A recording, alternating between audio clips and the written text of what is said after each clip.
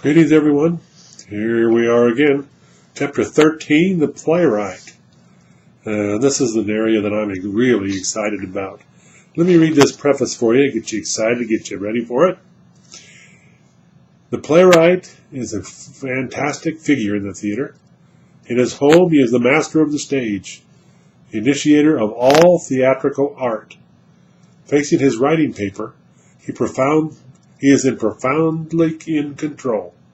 Actions cascade through his head, characters populate his imagination, great scenes parade across his vision, words and speeches pour from his pen. It is to be his play, his thoughts, his people, and his words that will resound through the theaters of the world, that will be praised in the press, immortalized in handsomely bound volumes, and scrutinized by scholars. It is he, the playwright, who will one day sit next to some contemporary Einstein or Schweitzer, his fellow Nobel laureates, at the Stockholm Awards ceremony. In the theater, however, his is the lonely figure who huddles uncomfortably over a legal pad in a back row, scarcely notices by the actor and director who are rehearsing his play. His play. Certain in the back of his mind that the theater is nothing more than an instrument for diluting his ideas and massacring his manuscript. That happens a lot. So you have a manuscript, you have a script, and the director takes it over and decides he wants to do it his way or her way. And a lot of times the playwrights are not respected. The playwright is central in most obvious ways. He or she provides the point of origin for virtually every play production. The script, which is the rallying point around which the director or producer gathers the troops, and yet that point of origin is also the point of departure. So, the play is the thing, as Shakespeare put it.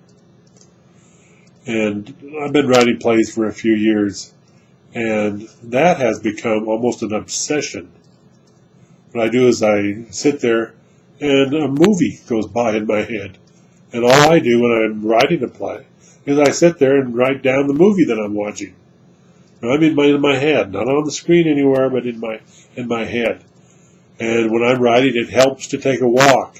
It helps to feel the breeze. I like to watch waterfalls, and opens up my mind to ideas. Different people have different ways of turning on their creativity. And mine, it's listening to water. And then all of a sudden, this movie opens up. I write down the movie, write down the ideas of the movie first, and then put it down in play form. And then I try it out with the actors. I try it out with, for instance, my assistant director. I try it out with a choreographer. I try it out with a music director. And so the play kind of evolves. The last play that we did, A Cry for Love, that play evolved every night. We do a scene, and then because of the way the scene was, I had to redo the next scene. Because I had written it one way, but it was evolving a totally different way. So every night I rewrote the scene. It almost killed me by the time we finished. But my obsession was fulfilled, I guess you'd say. And when we put on that play, that one almost killed me too. But it felt such gratification in doing it. And one thing about writing plays and putting them on stage here at the college is this: I allowed the students to create. I'd given them an idea many times, and they'd act out that idea, and we put it down on paper. So that would happen quite a lot. And made some excellent plays out of them. The students themselves put plays together. They wrote plays, and now one nice thing about all this is we're a member of the American College Theater Festival, and they have competitions. It's a national competition. 800 schools are involved each year, and you have a competition for the chance to go to Washington, D.C. And so these playwrights are writing. Our students are writing plays, mostly one acts. And they even have a part where you do a 10-minute play. But you've got to have playwrights. We're losing the good playwrights.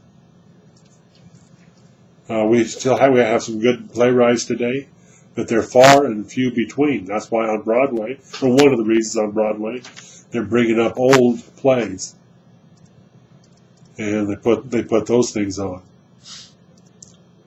But it's just so phenomenal. When you get a chance, write it down. Even maybe you're going to write a novel. You can write a novel. But what you need to do, see if you can make it work while you're sitting there. Close your eyes, let the creativity take over, and watch that movie and see what that movie tells you. And if it tells you something, write it down. If nothing else, you'll have a great diary. You'll have a great journal to work through. Anyway, have a good time with this chapter, The Playwright. And remember, all important.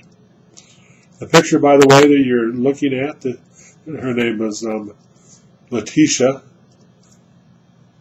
Letitia Pearson was her name. I'm not sure what her married name is.